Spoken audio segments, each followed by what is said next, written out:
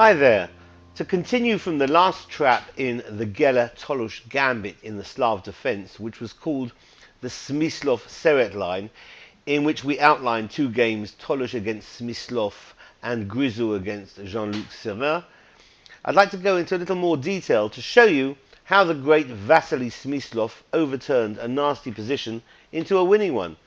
The d4, d5, c4 and the Slav with c6, knight c3 and knight f6. White plays knight f3, and rather than play e6 here, black goes for the immediate capture on c4, which allows white to play e4,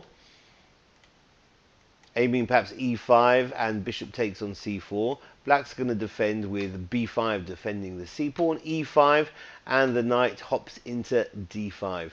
The most popular move for white, as I mentioned, is a4, to which black has a host of many decent moves. One of the lesser known ones is this one we've been exploring, bishop to e6. So white wants to try and get the pawn back, a takes on b5, because if black plays c takes b5, knight takes b5, so black's first going to trade knights on c3, with knight takes c3, b takes c3, and now c takes on b5. White can try knight g5, happy to trade with the bishop on e6, but the bishop wants to remain on the board, so bishop to d5 allows this idea, e6, really weakening black's pawns after f takes on e6. But white gets compensation now with queen g4, because white is 2 pawns down, I believe, 4, 5, 6, 7, yeah, against 5, so queen to g4, targeting the pawn now on e6, the weak pawn.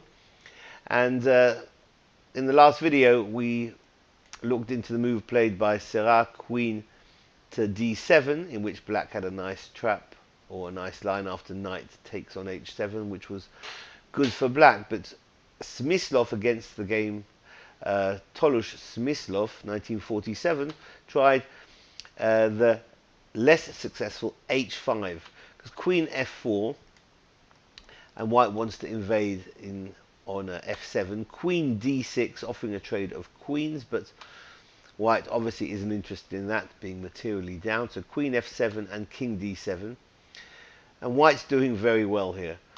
White can develop again with tempo, bishop a3, sending the queen back to c7, and after bishop e2, black develops knight c6, and this is where Tolush went miserably wrong, trying to get yet another pawn with bishop takes on h5. Perhaps castling would have been okay here. If bishop takes on h5, then Smyslov found a nice tactical shot. Knight to e5, which hitting not only the queen, but threatening also to invade on d3, so that knight's going to be snapped up with d takes on e5, allowing queen takes on e5, which is check, also hitting the knight on g5.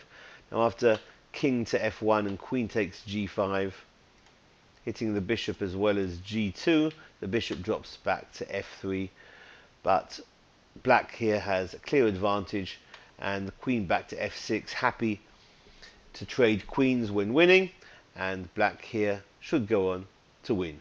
So this has been a trap called the Smyslov Surprise in the Tolush Gambit of the Slav defense. Thanks for watching. Bye-bye.